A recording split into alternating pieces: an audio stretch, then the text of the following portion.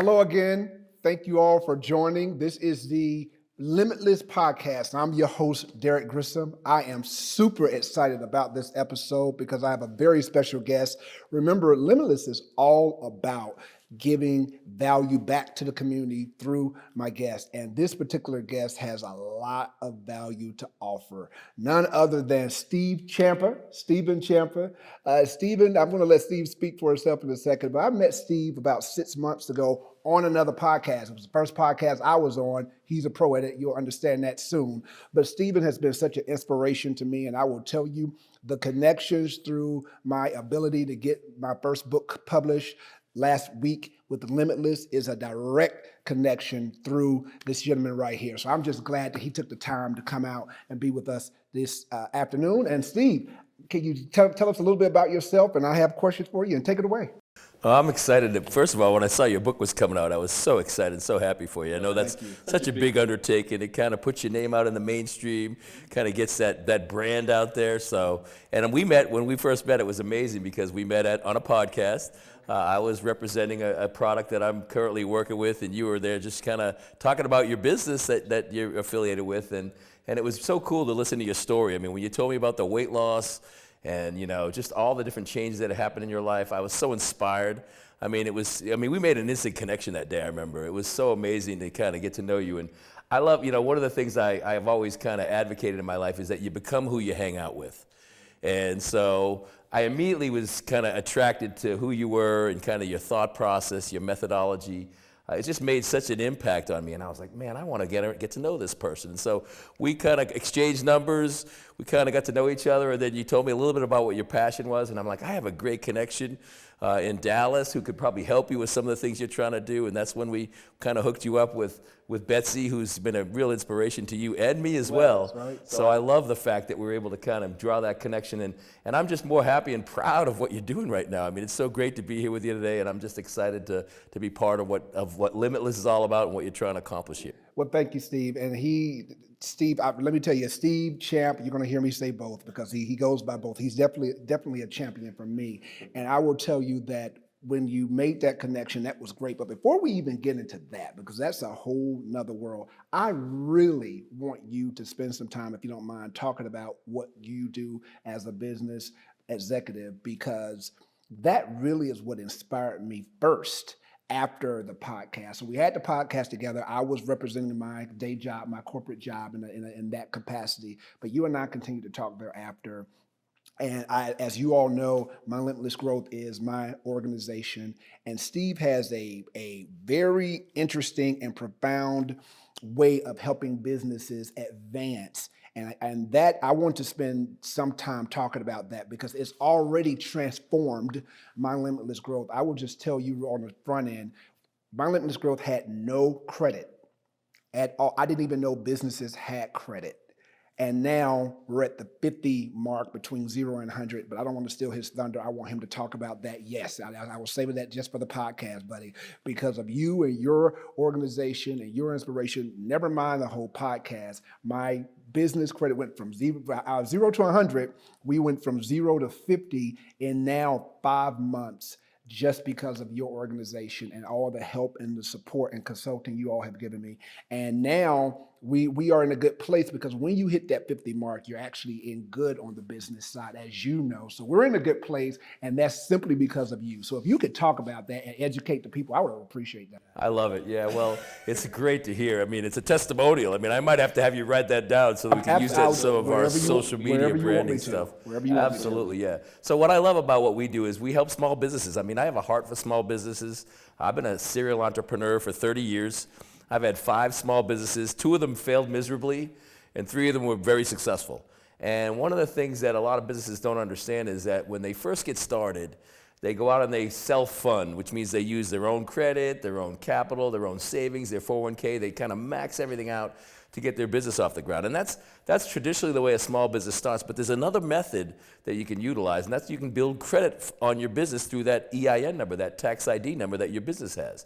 And a lot of people don't realize that. We always say Wall Street firms understand that, Main Street didn't get the memo, you and I. We don't know all that stuff. And so what we do is I work with a company called Galt Finance Suite. I'm an independent contractor. When I found this company, I was blown away by the methodology that they had created, the system, the process that they had helped small businesses with. I was looking for a new opportunity. I was looking for something where I could be an independent contractor. I didn't want to work for somebody. I'm not a good employee. I'm unemployable. I like to work for myself. And they kind of offered me the opportunity to go out and represent their product to small businesses.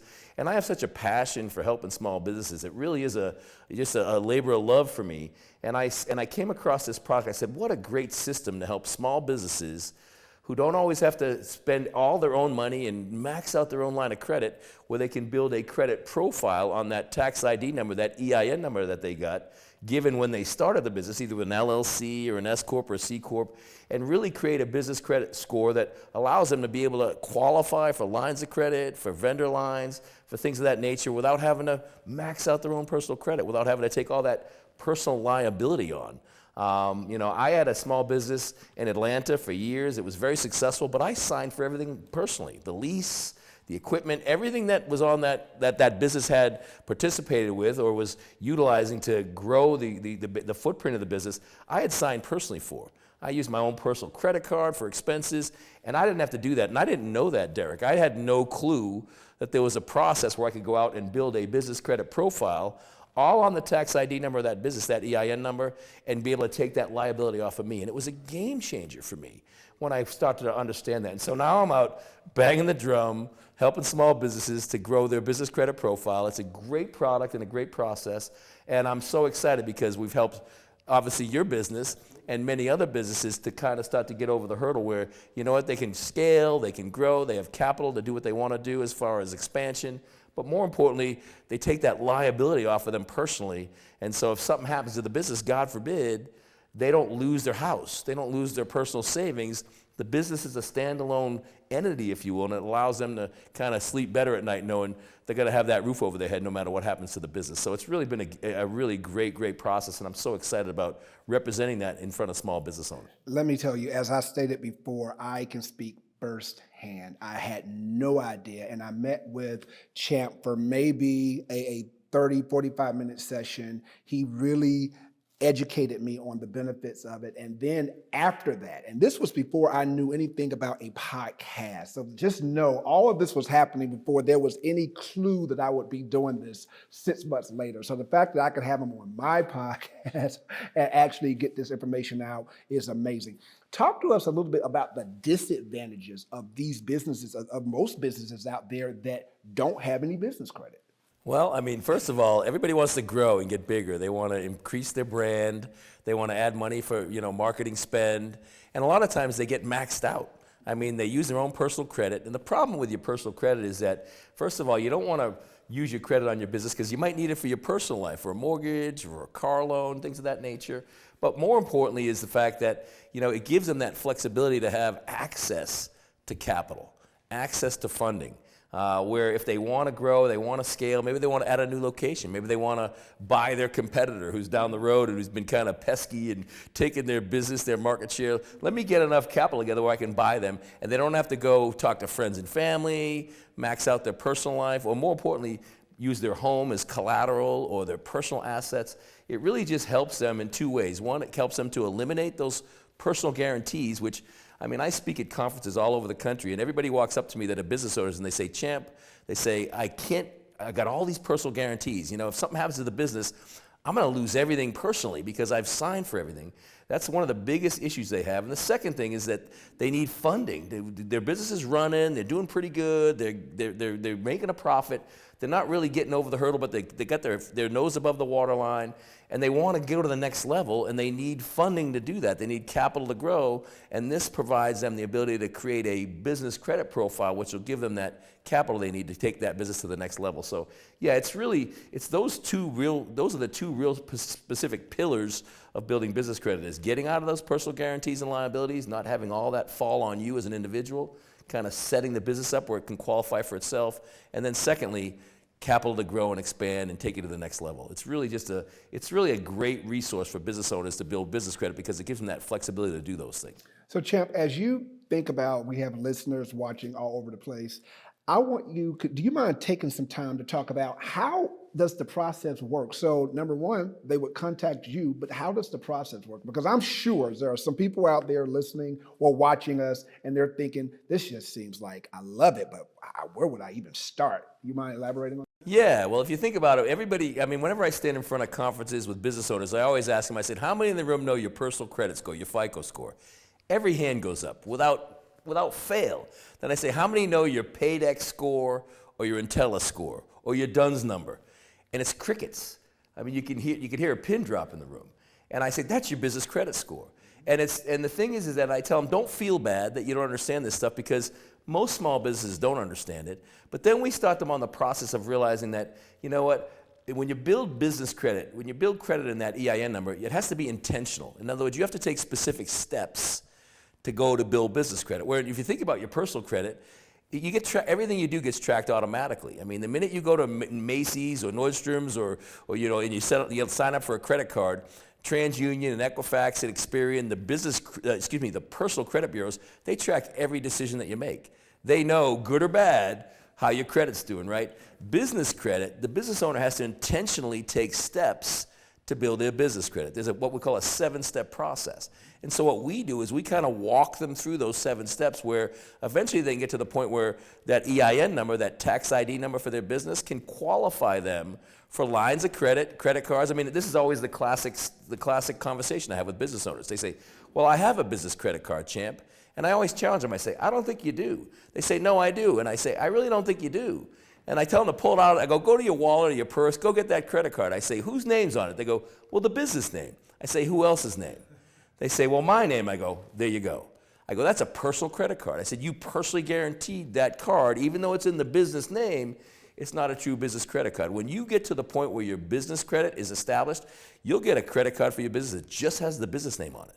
It won't have your name anywhere on there because you're not involved in it. It's now simply credit that the business has built. So what we do is we walk them through those 7 steps to kind of get them to that point where they can qualify for business credit. It's not difficult, Derrick. It's different. Right. I tell everybody it's not difficult to build business credit. And people say, well, can I figure this out on my own? I say, yeah. I said, but there's not a lot of information out there. You can go to YouTube University and Google, how do I build business credit? And you'll find stuff out there.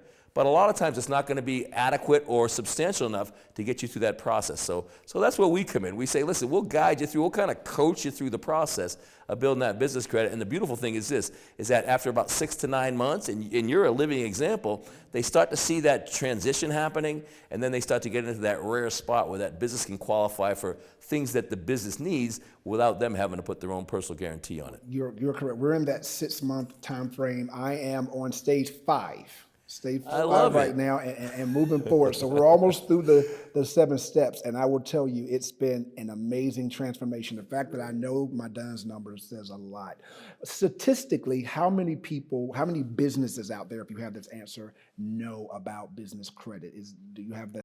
I'd say less than 5%.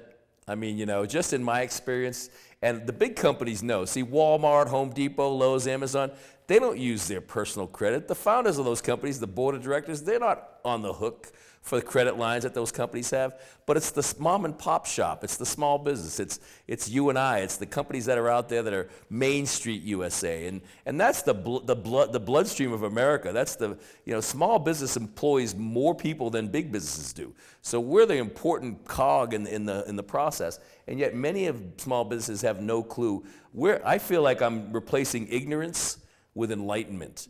I'm showing small businesses, listen, there's a better way. You just got to go through these steps. And the thing is this, is that it's not a major shift away from what you're already doing. It's just taking the process that the business already has and now starting to utilize some different ways to build that business credit. And it just takes them to that next level. So to Champ's point, the vast majority of you small business owners right now are watching us and you have no idea where to start.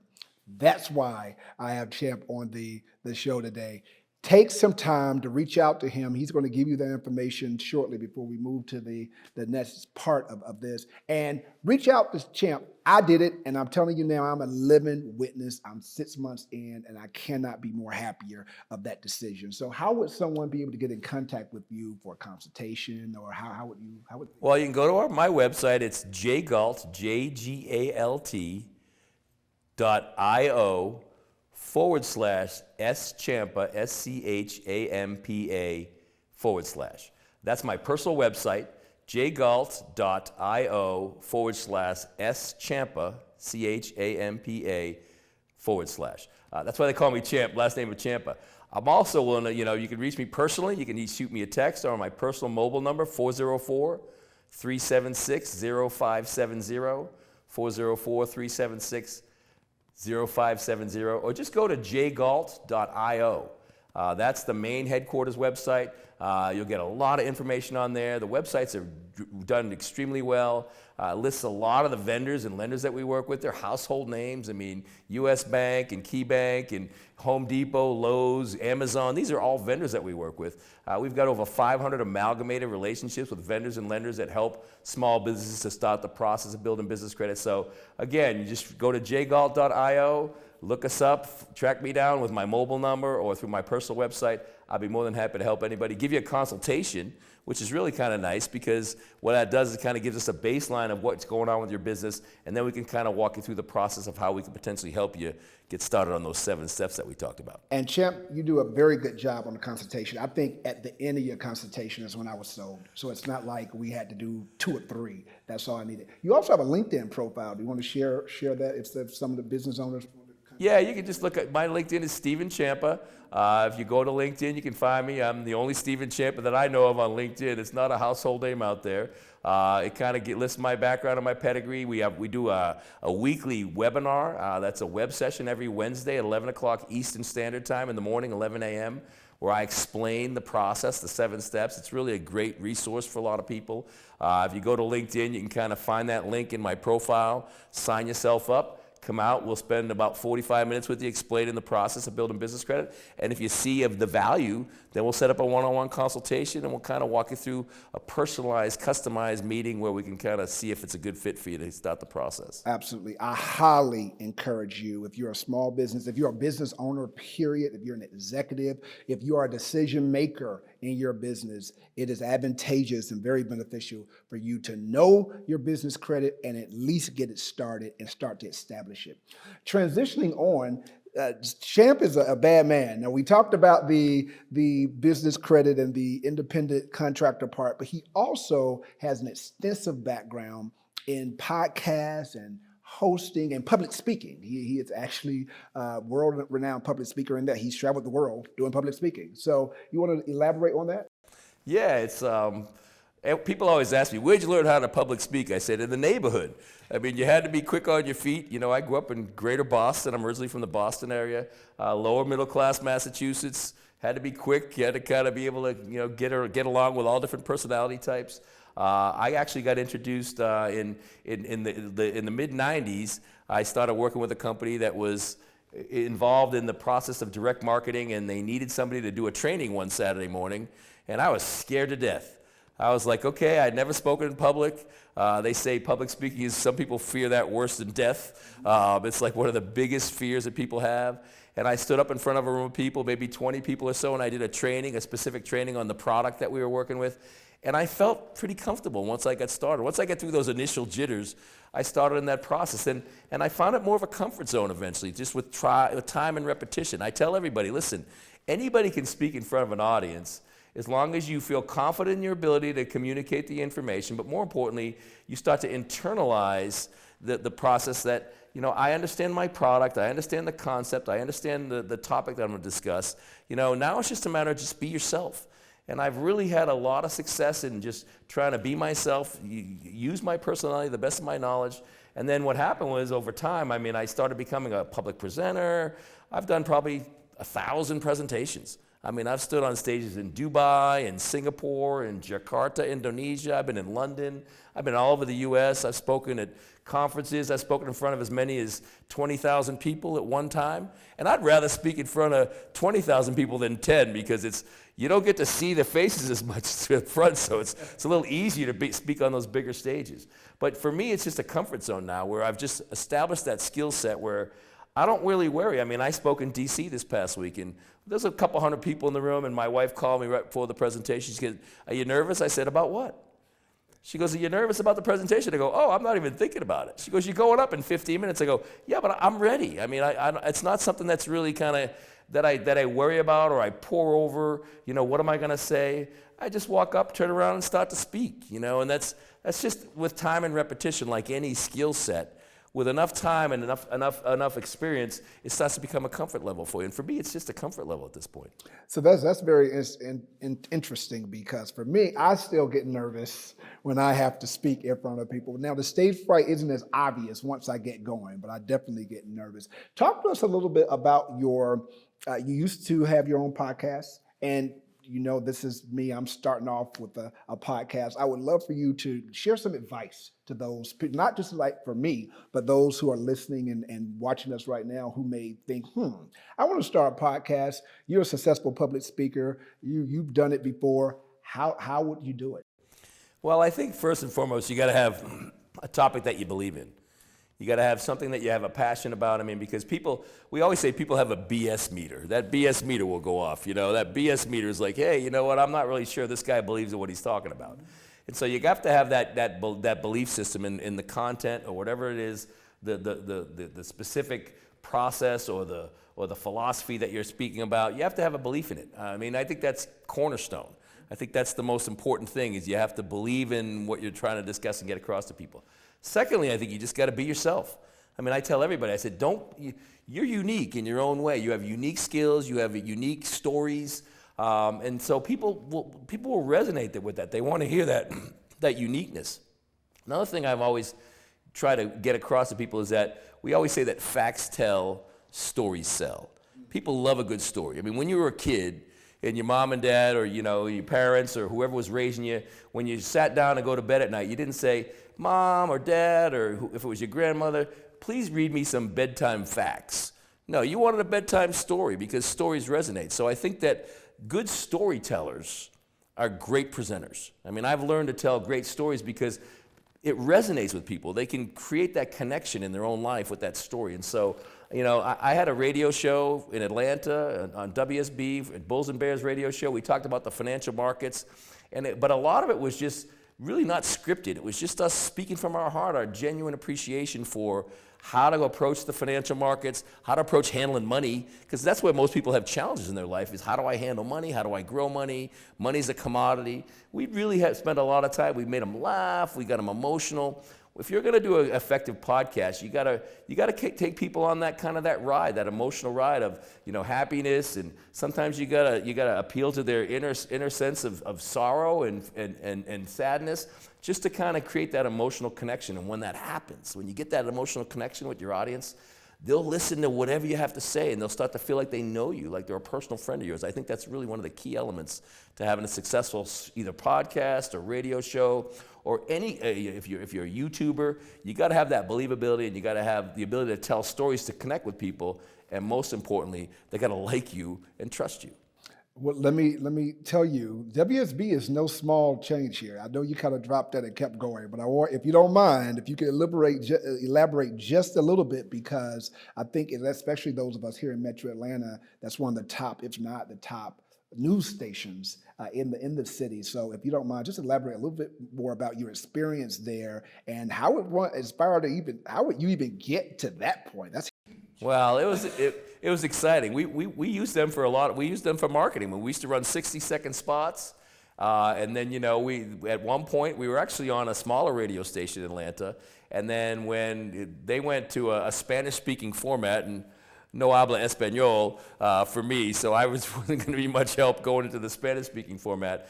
And WSB reached out to us and said, hey, we'd love to talk to you about your show. We've heard your show before, and I'm like, man, that's the big leagues right there, man. They reached out to us and said, we'd love to have you come on and potentially do a show with us. So that really was the door opener for you. But I had done some spots with them, some paid spots that we had purchased to kind of promote the brand. It was a company that I was representing at that time, and it just opened the door. And then, my mom always told me I have a good face for radio. I said, what does that mean, Mom? What exactly are you saying there, right? So we kind of use that as a kind of a nice little funny joke. But I really got passionate about it. And when we started to create that footprint and get that following, people really would be looking forward to the show. It was something that was exciting. And yeah, they're one of the biggest in the country. But, what was great about it is that I was able to produce that show. I was able to get to know a lot of the high-level people at WSB. And what's really exciting for me about working with them was that they were just so down to earth and humble. It's a big show. It's being broadcast in a large footprint, around the Southeast. But I just felt like it was just a bunch of people that I really connected with and I was close to. So it was a lot of fun, though. I got to tell you, putting that show out every week was fun. But we had some hard deadlines, and we had to kind of do multiple takes sometimes. And it was amazing because some days we'd nail the section. We'd do 8-minute sections and then go to commercial break. Some days we'd nail that 8 minutes without one hitch. It would be just clean cut all the way through.